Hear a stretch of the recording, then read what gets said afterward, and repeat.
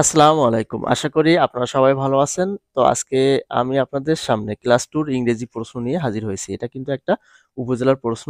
এই নমুনা প্রশ্নের আলোকে বর্তমানে আপনারা আপনাদের যারা গার্ডিয়ান হিসেবে আছেন, আপনাদের সন্তানদেরকে এই নিয়মে আপনারা পড়াতে পারেন।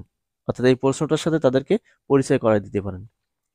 তো যাই হোক, আ এখানে তারা কিন্তু এই যে তাদের নাম লিখবে। আর এখানে কিন্তু রোল লিখবে। আসলে মূলত এইটাই প্রশ্ন, এটাই হচ্ছে অ্যান্সার স্ক্রিপ্ট। মানে এই প্রশ্নটা পরীক্ষা দেবে, আবার এটাই কিন্তু জমা দিয়ে চলে আসবে। এখানে দেখেন ম্যাচ অর্ডস, মানে কি শব্দগুলোর মিল করো উইথ পিকচার্স, ছবির সাথে। এই যে ওয়ার্ডগুলো আছে এখানে, এই ওয়ার্ডগুলো ছবির সাথে মিল করতে হবে, অর্থাৎ দাগ টেনে মিল করতে হবে। এই যে টাইগার, টাইগার কোনটা? এটা না এটা না এটা, মানে এগুলোর সাথে ওদেরকে কিন্তু মিল করতে হবে। প্রয়োজনে এটা আপনারা কিন্তু পরীক্ষা নেবেন। যে বাসায় পরীক্ষা নেবেন যে দেখো তোমার এটা মিলকরণ পারো কিনা। তো এখান থেকে দাগ টেনে এখানে মিল করে দেবে। তারপর এই যে মানকি মানে কি? বানর। এটা কোথায় আছে? খুঁজে বের করতে হবে। খুঁজে বের করে সেই দাগ দিয়ে মিল করে দেবে এক দাগে। প্রয়োজনে এখানে স্কেল ধরে ওরা দাগ দিতে পারে। তো এইভাবে এগুলো কিন্তু মিলকরণ। তারপরে এখানে ২ দাগে আছে কি? এই যে নাম্বারের মিলকরণ। তো এখানে এই যে সংখ্যাগুলো দেয়া আছে, আর এখানে কাউন্ট করতে হবে। কাউন্ট করে কোনটার সাথে কোনটা মিলবে সেটা দাগ টেনে মিল করে দিতে হবে। তারপর ৩ জায়গা আছে ম্যাচ দ্য অপোজিট অডস, মানে বিপরীত শব্দের যে মিল করতে হবে। এই যে বিগ, বিগ এর সাথে কোনটা হবে? বিগ মানে বড়, স্মল মানে ছোট। তাহলে বিগ, স্মল এই ২ টা কিন্তু মিল হবে। তো এইভাবে কিন্তু এগুলো সবগুলো মিল করতে হবে। তারপর ৪ জায়গা আছে write the numbers in figures. এই যে নাম্বারগুলো, এই নাম্বার লিখতে হবে। রাইট দ্য নাম্বার মানে কি? নাম্বার লেখো। এইগুলোর সাথে মিল করে। এইগুলো মানে কাউন্ট করতে হবে, করে এখানে কিন্তু নাম্বার লিখতে হবে। আগে ছিল কি?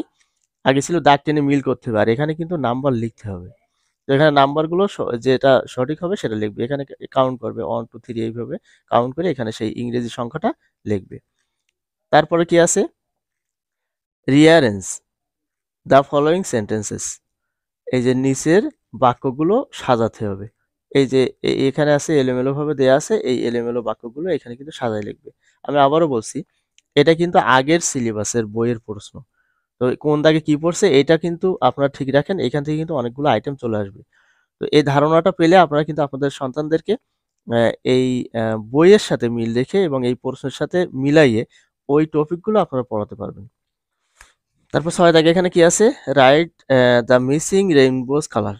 মানে কি? এখানে যে রংধনুতে যে মিসিং যে কালারগুলো আছে, সেই কালারগুলো কিন্তু এখানে লিখতে হবে। এখানে রেড, অরেঞ্জ, মানে এখানে ২ টা কিন্তু দেয়া আছে। আর বাকি ৫ টা কালার কিন্তু এখানে দেয়া নেই। সেই কালারগুলো কিন্তু এখানে লিখতে হবে।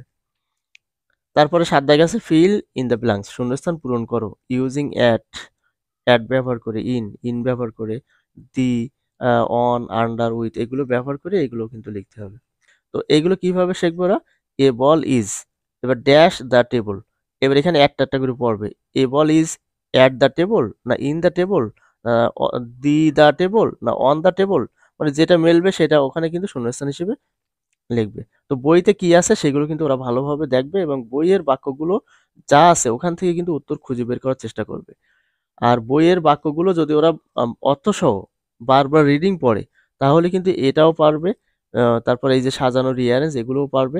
তো এইগুলো কিন্তু ওদের বোঝাতে হবে। যে আইটেমগুলো আছে সেই আইটেমগুলো বইতেও একটা মানে প্লেন ভাবে লেখা।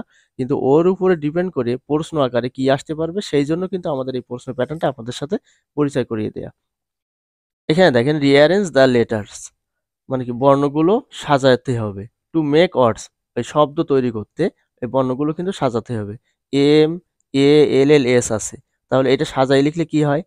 তো আপনারা যদি ওদের এস, এম, এ, এল, এল, এই যে স্মল, স্মল শব্দটা কিন্তু যদি ওদের বানান করে পড়ান, মুখস্থ করান তাহলে কিন্তু ওরা এটা পারবে।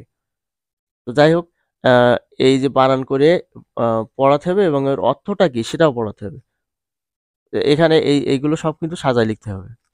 তারপর কি আছে ৯ দাগে ফিল ইন দ্য ব্ল্যাঙ্কস, শূন্যস্থান পূরণ করো উইথ ইওর ইনফরমেশন।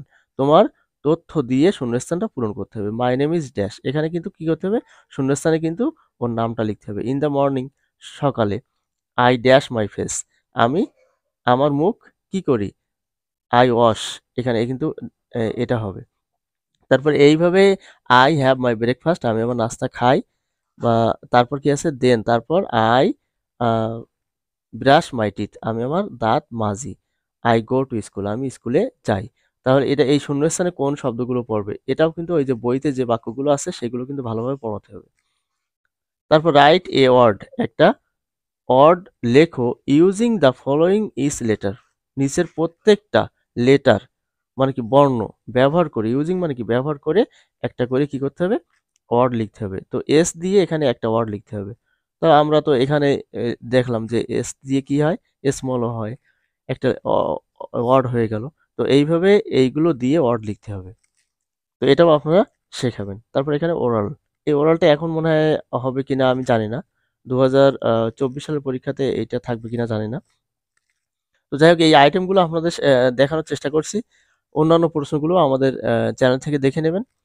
আর যদি হয় এরকম হইতেও পারে, এই যে ওরাল টেস্ট মৌখিকভাবে কিছু প্রশ্ন করা হবে, এগুলো আপনারা দেখে নেন।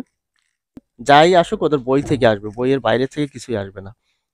আজ এ পর্যন্তই। ভিডিওটি ভালো লাগলে আমাদের চ্যানেলটি সাবস্ক্রাইব করে সাথে থাকবেন এবং অন্যান্য ভিডিওগুলো আমাদের প্লেলিস্ট থেকে দেখে নেবেন। আসসালামু আলাইকুম।